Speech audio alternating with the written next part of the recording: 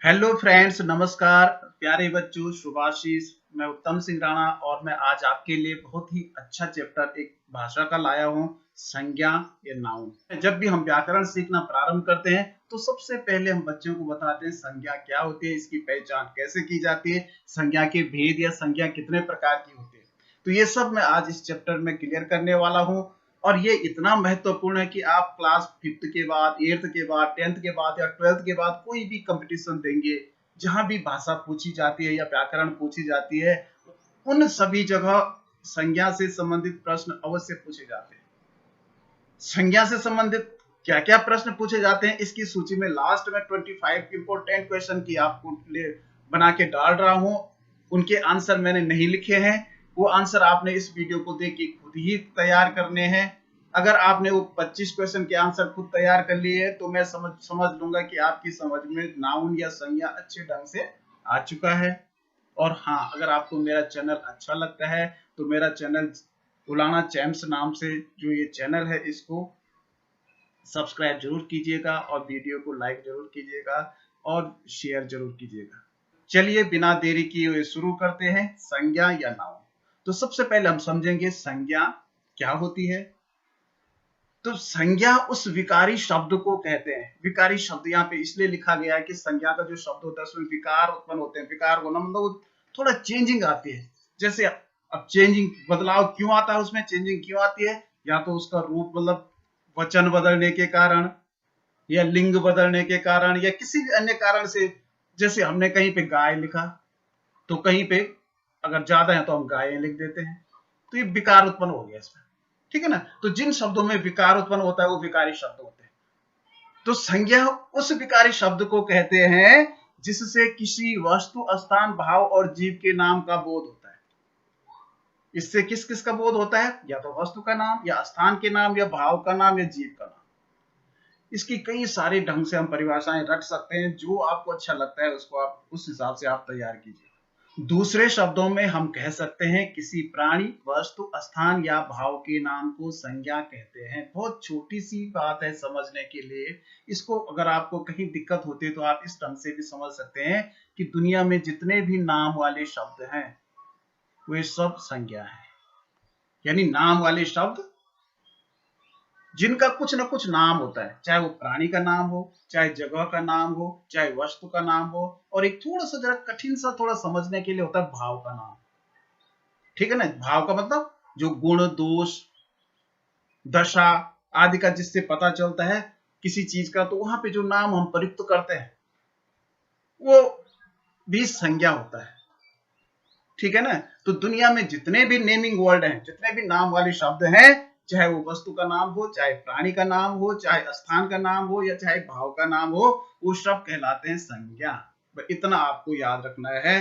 तो संज्ञा के टाइप्स ऑफ नाउन या संज्ञा के भेद। भेद का मतलब प्रकार। संज्ञा कितने प्रकार की होती है? तो सबसे पहले आती है व्यक्तिवाचक संज्ञा।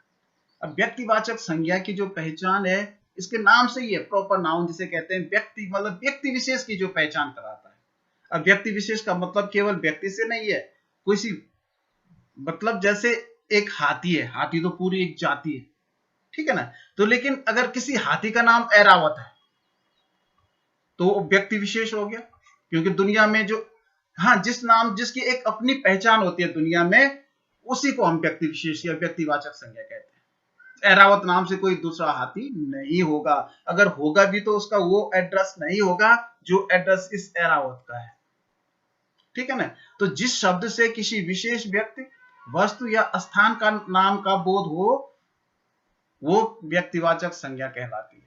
जैसे किसी का नाम है, जैसे मेरा नाम उत्तम है, किसी का नाम राजू है, किसी का नाम सुरेश है, किसी का नाम सचिन है। तो ये सब जो नाम है ये व्यक्तिवाचक संज्ञा कहलाते हैं। अब जैसे मैंने कहा कि दुनिया में एक ही होता है। अब जैसे कोई, किसी का नाम राम है तो राम नाम से तो कई होंगे, लेकिन अगर हम उसका पूरा एड्रेस देखेंगे, राम के पापा का नाम, राम के दादाजी का नाम, दादी का नाम, मम्मी का नाम, तो वो राम दुनिया में अकेला ही होगा। जो दूसरा राम होगा उसके पापा का नाम कोई दूसरा होगा। अगर पापा का नाम भी बाय चांस सेम हो गया तो मम्मी का नाम अलग होगा, या दादा का नाम अलग होगा, दादी का नाम अलग होगा। तो दुनिया में तो मैं उत्तम हूं तो मैं तो दुनिया में केवल एक ही हूं ना। मेरे नाम से कोई दूसरा होगा तो उसकी पहचान अलग ढंग से होगी। तो जो दुनिया में केवल एक ही होता है, स्पेशल नाम उसके लिए होता है, वही व्यक्तिवाचक संज्ञा या प्रॉपर नाउन के रूप में पहचाना जाता है। तो इसमें जैसे व्यक्तियों के नाम हो गए, जैसे किताबों के नाम, दुनिया में जितनी भी बुक्स हैं, रामायण, महाभारत, बाइबिल, कुरान, या किसी जैसे आपकी किताब है रिमझिम, तो ये सब उसका व्यक्तिगत नाम है। तो ये सब व्यक्तिवाचक संज्ञा। किसी प्रदेश का नाम है, देश का नाम है, राज्यों के नाम है, शहरों के नाम है, गांवों के नाम है, ये देखो दिशाओं के नाम है, ये नदियों के नाम है, पर्वतों के नाम है, या जानवरों का कोई स्पेशल नाम है, तो ये सब किस में आएंगे?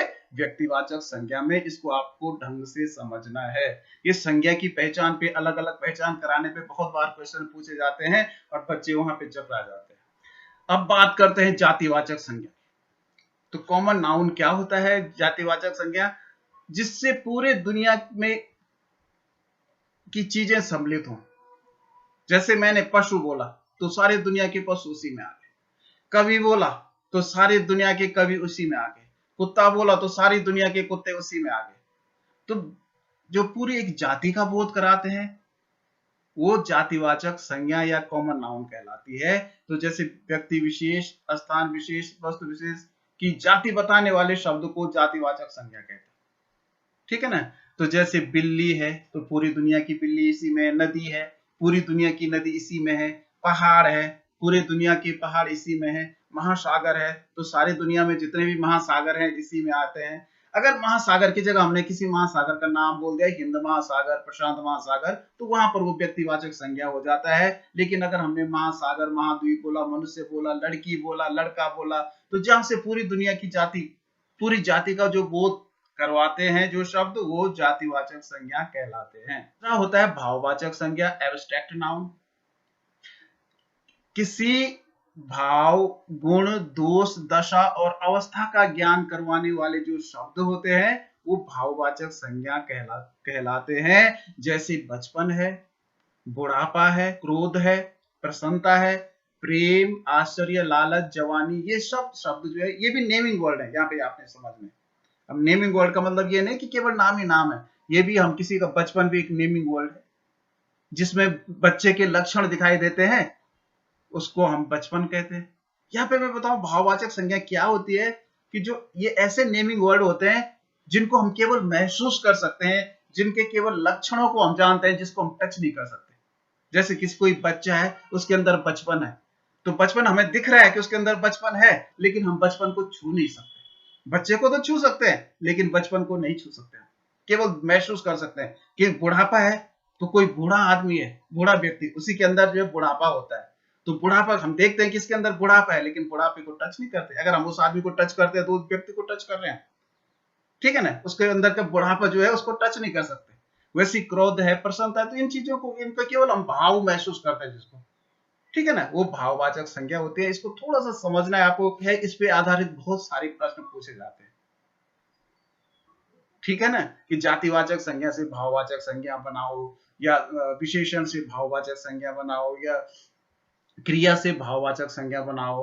तो ये शब्द, थोड़ा सा कुछ शब्द आपको हमेशा याद रखने हैं, और तब उसके आधार पर आप अन्य शब्दों की बड़ी आसानी से आप भाववाचक संज्ञा बना सकते हैं। मैं इसकी भी प्रैक्टिस इस वीडियो में आपको करवाऊंगा।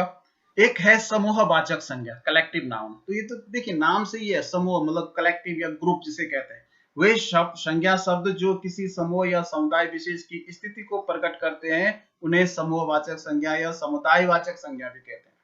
या तो इसे समूहवाचक संज्ञा कहते हैं या समुदायवाचक संज्ञा कहते हैं। जैसे देखिए क्लास है, कक्षा, तो कक्षा में बहुत सारे ग्रुप है बच्चों का, तो जहाँ पे एक ग्रुप होता है उसी को हम क्या कहते हैं? समूहवाचक संज्ञा कहते हैं। बहुत आसान है समझने के लिए। संसद है, देखिए संसद में हमारे जो भेजे हुए प्रतिनिधि हैं, लोकसभा के सदस्य या राज्यसभा के सदस्य, वो रहते हैं, तो ये समूहवाचक संज्ञा है। भीड़ है, क्राउड, ढेर है, कहीं पे किसी चीज का ढेर, ठीक है ना? कोई दल है, सेना, सभा, परिवार, कक्षा आ गया, सॉरी, मेला, सेना, पुलिस, ये सब आ गया, ठीक है ना? तो ये शब्द जहां पे एक ग्रुप का बोध जो कराते हैं, एक समूह का बोध कराते हैं, जो शब्द, वो शब्द कहलाते हैं कलेक्टिव नाउन या समूहवाचक संज्ञा। अब एक आता है द्रव्यवाचक संज्ञा, या इसे पदार्थवाचक संज्ञा भी कहते हैं, मटेरियल नाउन। किसी द्रव्य, पदार्थ, धातु या अधातु को अवबोध कराने वाले शब्द को द्रव्यवाचक संज्ञा कहते हैं। यहाँ पे बच्चे जरा कंफ्यूज भी करते हैं, मैंने देखा क्लास में, क्योंकि द्रव्यवाचक संज्ञा का मतलब बच्चा केवल लोहा चांदी, सोना चांदी या लोहा पीतल इसी से मानता है, लेकिन इसमें साफ देखिए यहाँ पे इसीलिए लिखा गया कि जो धातु का या अधातु भी जो चीजें हैं, ठीक है ना, दुनिया में जितने भी पदार्थ है इसको पदार्थवाचक संज्ञा भी कहते हैं। तो चाहे वो खाने की चीजें हैं, गेहूं, चावल, चीनी, ये सब इसी में आते हैं। सोना चांदी लोहा तो आता ही है, पानी, दूध, गेहूं, चावल, चीनी, ऑक्सीजन, हाइड्रोजन, नाइट्रोजन या मटेरियल नाउन में आते हैं। फिर भाववाचक संज्ञा बनाने से संबंधित बहुत सारे क्वेश्चन पूछे जाते हैं, उस पे हम कुछ शब्दों पे हम डिस्कस करेंगे, बाकी आप लोग खुद ही तैयार करेंगे। यहाँ पे जातिवाचक संज्ञा से भाववाचक संज्ञा बनाना हम सीखेंगे। तो जैसे जातिवाचक संज्ञा पशु है, तो पशु का भाववाचक क्या बन जाता है? पशुता। मनुष्य का मनुष्यता, मित्र का मित्रता। तो वैसे जैसे कुछ और आगे शब्द पर मनुष्य की जगह मानव आ गया तो मानवता हो गया, मित्र की जगह शत्रु आ गया तो शत्रुता हो गया, शिशु है शैशव है, बच्चा है बचपन है, बूढ़ा आ गया तो बुढ़ापा हो गया, नारी का नारीत्व है तो स्त्री का स्त्रीत्व हो गया। तो इस तरह से कुछ हम मिला जुला के कर सकते हैं अगर हमने कुछ तैयार किए हुए हैं तो। कुछ विशेषण से भी भाववाचक संज्ञा बनती है, जैसे एक से एकता, हरा से हरियाली, आलसी से आलस्य, कुरूप से कुरूपता, खट्टा से खटाई, ठीक है ना। लेकिन यहाँ पे देखना, मीठा से मिठास होता है, मिठाई नहीं होता है, क्योंकि मिठाई तो एक्चुअल में उसका नाम हो गया ना मिठाई। मिठाई को तो हम टच कर सकते हैं, लेकिन भाववाचक संज्ञा मैंने बोला उसको हम टच नहीं कर सकते। तो वहां पे जैसे खट्टा का खटाई होता है तो मीठा का मिठाई भी बच्चे समझ लेते हैं, जबकि मिठाई तो उसका नाम हो गया, मिठाई जिसको हम खाते हैं, तो उसके अंदर जो है वो भाववाचक संज्ञा वो मिठास है, ठीक है ना। मोटा मोटापा, पागल पागलपन, ठीक है ना। वैसे क्रिया शब्दों से भी भाववाचक संज्ञा बनती है, जैसे कमाना क्रिया है तो कमाई, घबराना है घबराहट, उड़ना है उड़ान, चलना है तो चाल, खोजना खोज, पीटना पिटाई, हंसना हंसी, लड़ना लड़ाई, बुलाना बुलावा, कूदना कूद। देखिए सर्वनाम से भाई भाववाचक संज्ञा बनते हैं, जैसे अहम अहंकार, अपना से अपनापन, मम से ममता, स्व से स्वत्व, निज से निजत्व, सर्व से सर्वस्व, आप से आपा। कुछ क्रिया विशेषण शब्दों से भी भाववाचक संज्ञा बनती है, मंद से मंदी, दूर से दूरी, तीव्र से तीव्रता और शीघ्र से शीघ्रता।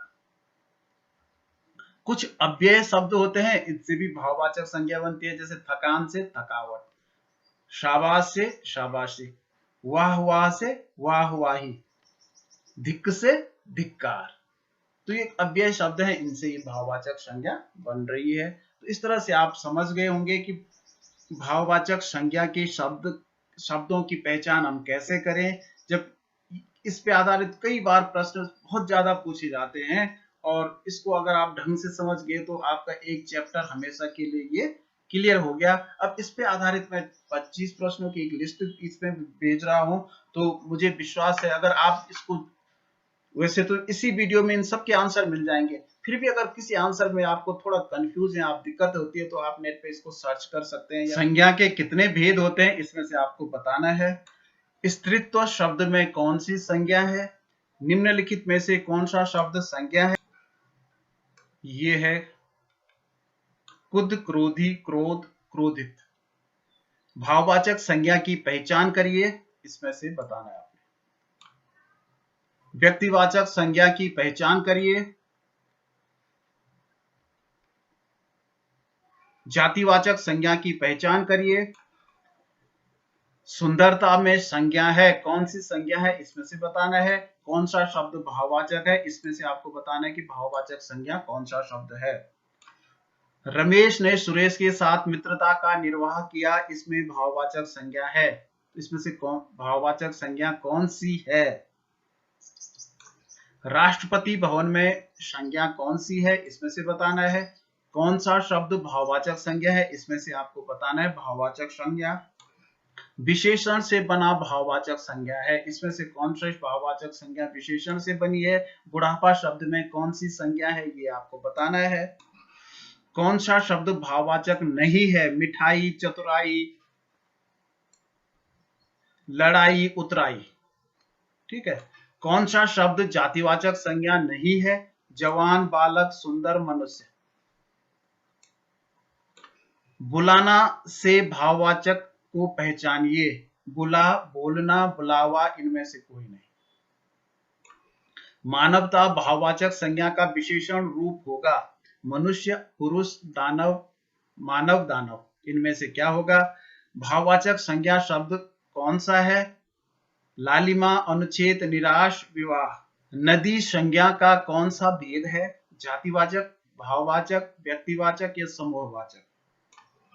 यमुना किस प्रकार की संज्ञा है? द्रव्यवाचक, समूहवाचक, जातिवाचक या व्यक्तिवाचक।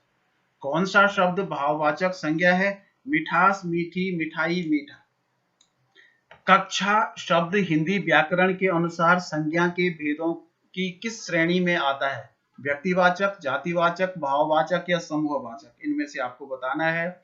समिति शब्द हिंदी व्याकरण के अनुसार संज्ञा के भेदों की किस श्रेणी में आता है? भाववाचक, जातिवाचक, व्यक्तिवाचक या समूहवाचक, इनमें से किस श्रेणी में आता है, ये आपको बताना है। और ये लास्ट के दो प्रश्न है। संज्ञा शब्द कावेरी का भेद क्या है? यानी कावेरी में कौन सी संज्ञा है? भाववाचक, जातिवाचक, व्यक्तिवाचक या समूहवाचक। कौन सा शब्द भाववाचक संज्ञा है? तो इसमें से आपको बताना है कि भाववाचक संज्ञा कौन सा शब्द है। पुरुष है, प्रभु है, क्षत्रिय है या बंधुत्व है। ठीक है। तो ये 25 प्रश्न अगर आपको आ रहे हैं या आपने खोज दिए हैं तो मैं समझ लूंगा कि आपकी समझ में ये सारा चैप्टर आ गया है। तो ठीक है, आपको ये चैप्टर बहुत अच्छा लगा होगा। अगर अच्छा लगा है तो इसको लाइक जरूर कीजिएगा और शेयर जरूर कीजिएगा। तो इसी के साथ ओके, बाय।